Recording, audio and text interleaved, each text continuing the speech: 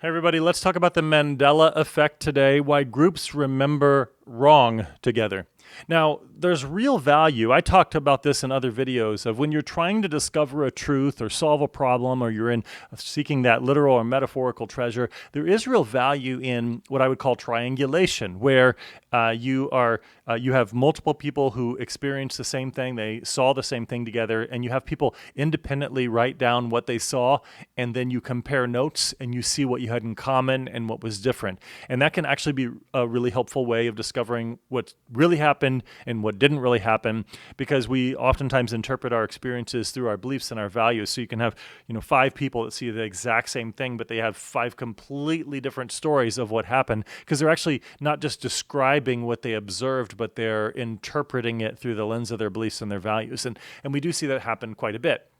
But there's also this other part where you can find a group of people that develop a shared memory of something that they were working on, and the memory is completely wrong. And it's completely wrong around a group of 5 or 10 or 50 or 100 or 1,000 or 10,000. It could be a really large group of people. That's where the Mandela effect comes in. So it's sometimes large groups of people, they share what's actually a false memory. It's not an accurate representation of really happened.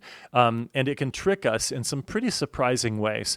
So what do we do to prevent this from happening? The first one is we can simply acknowledge that just because a group of people collectively claim that it happened doesn't mean that it really happened. Just because everyone remembers it doesn't make it true. In treasure hunts, literal and metaphorical, whole communities can get stuck on a false clue because of a shared misremembering. And it usually happens because certain people, a couple of people, tell a story about what happened soon after, and everyone else almost sort of adopts that version of the story.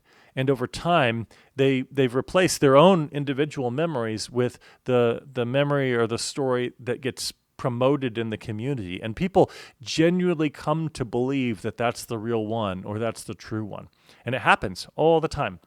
So just question it, acknowledge that just because a group remembers it this way doesn't necessarily mean that it really happened that way. The second one is to check out some primary sources. So when memories clash, go back to the original sources. A primary versus secondary source, I think you know what this is.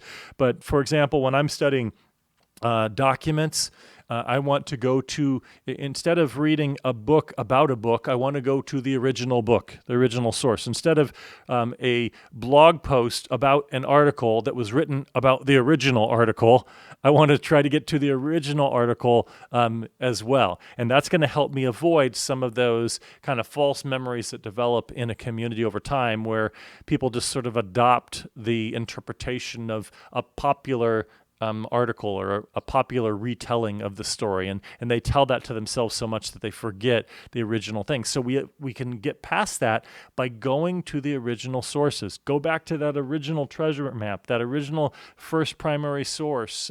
Talk to the eyewitness if you can, or you get the idea. Get back to the primary, the original source, not an interpretation or a retelling of that first thing.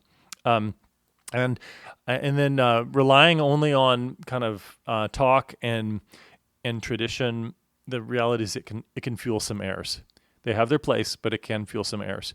The third one is you want to try to use some anchors to keep yourself grounded in what really happened. This means keep written notes. If you're working online with things, keep screenshots. You want to keep recordings. So taking notes is really good. But when you're taking notes, make sure that you're distinguishing between your the actual factual original things that happened. You're just documenting the sources and what you're interpreting, what your thoughts and your opinions and your ideas are. Even draw a line down the paper, and on one side you can have the actual observations, on the other side you can put your suspicions, questions, assumptions, interpretations, other things like that. But these anchors of you're actually collecting what we could call kind of primary sources, so you don't fall victim to shifting recollections. That's why when I've done ethnographic researching, I tend to record my interviews with people. And I'll retell the stories, but sometimes I can go back and I can listen to the interview, and it will help me make sure that my retelling consistently, accurately represents what really happened in that first conversation, so that I don't find myself mistelling. In the world of social media, I will tell you this is where we have one of the biggest problems. It is so hard. It is almost rare for people to accurately represent a public figure online anymore these days. That they've listened to so many sound bites and so many partial things that they have idolized or demonized a person on the basis of incomplete information. And this is something that we want to be really careful about. So, because it doesn't lead us toward the truth. And this channel is not about sort of power or relative truth. This is about discovering real and metaphorical treasures, which are grounded in objective reality, and that requires you to keep some written observation notes, screenshots, recordings, other things that can help you test your memories and your group memories. Fourth one is to run some cross-checks. Compare your memory with others, but also with evidence. So it's nice, as opposed to just a group of people who are all sort of sharing the memories together regularly, independently jot down or share your memories and then compare it, as opposed to just recrafting the memory together in a group. And the disagreements can be a red flag that the group is maybe collectively drifting or something like that, or it can be a sign that, oh yeah, this is something that if we're not careful, we can create a false recollection. So use those anchors and then run those cross checks. And then the fifth one is one that I seem to use a lot in these videos lately, which is to practice all of this with play. Games and puzzles are really safe spaces to see how easily memory bends. And you can treat each round as a kind of training in humility. And don't assume that recall equals truth. Our memories are incredible designs in our brain, and they serve us really well. But they also have some flaws in them. And we retell things sometimes the way we want them to be true, sometimes to align with our beliefs and our values and our goals and our priorities.